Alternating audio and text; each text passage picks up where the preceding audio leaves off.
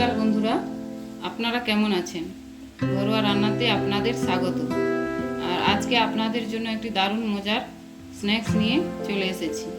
আর এই দারুণ রেসিপিটি দেখতে হলে পুরো ভিডিওটা আপনাদের দেখতে হবে। আর ভিডিওটা যদি ভালো লাগে লাইক, কমেন্ট, শেয়ার এবং সাবস্ক্রাইব করবেন।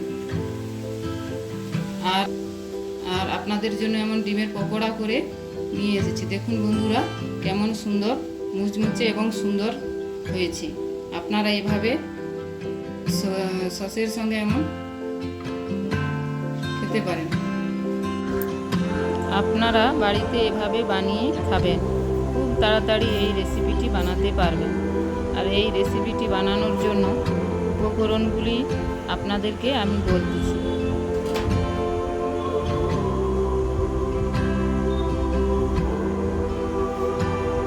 উপকরণগুলি হলো 2টো সিদ্ধ ডিম, বেসন, পেঁয়াজ কুচি, আদা বাটা, রসুন বাটা, কাঁচা লঙ্কা কুচি, নুন, লঙ্কা গুঁড়ো, হলুদ গুঁড়ো, সাদা তেল। এবার কড়াই গরম করে তেলটা মিডিয়াম আঁচে গরম করতে দিয়ে দিয়েছি।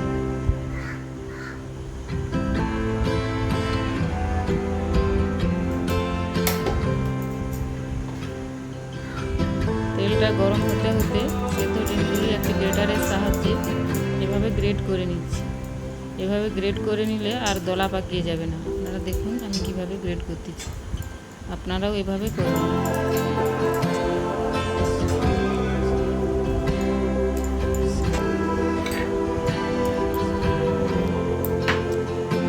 গ্রেট করা হয়ে গেছে। এবার এতে পেঁয়াজ কুচি দিয়ে দিচ্ছি,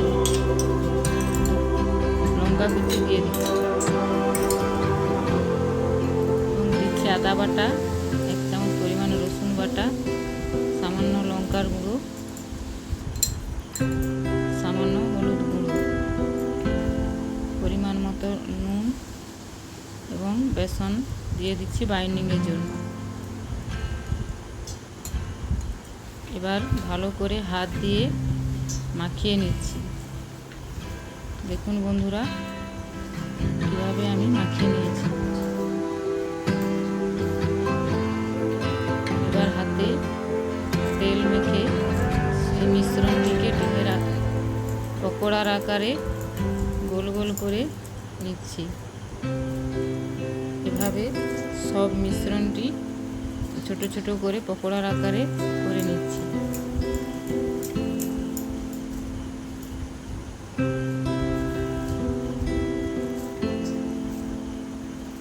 খুব জলদি রেসিপি বন্ধুরা, আপনারা বাড়িতে এভাবে ট্রাই করে দেখবেন।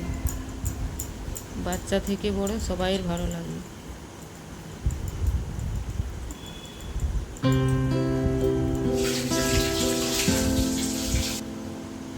তেল গরম হয়ে গেছে। এবার পকোড়াগুলি একে একে তেলের মধ্যে দিয়ে দেব এবং আঁচ সবসময় মনে রাখবেন মিডিয়াম আঁচে আমাদেরকে রাখতে হবে। মিডিয়াম আঁচে না রাখলে বড়াগুলি তাড়াতাড়ি লাল হয়ে যাবে কিন্তু ভিতরে কাঁচা রয়ে যাবে। এই জন্য আমরা মিডিয়াম আঁচে ভেজে নিচ্ছি। এই স্ন্যাক্সটি আপনারা সস দিয়েও খেতে পারেন, বাকি বিকালে চায়ের সঙ্গেও খেতে পারেন। খুব মজাদার, ভালো লাগবে। দেখুন বন্ধুরা, ডিপ ফ্রাই করে ভেজে নিয়েছি, কেমন সুন্দর লাল হয়েছে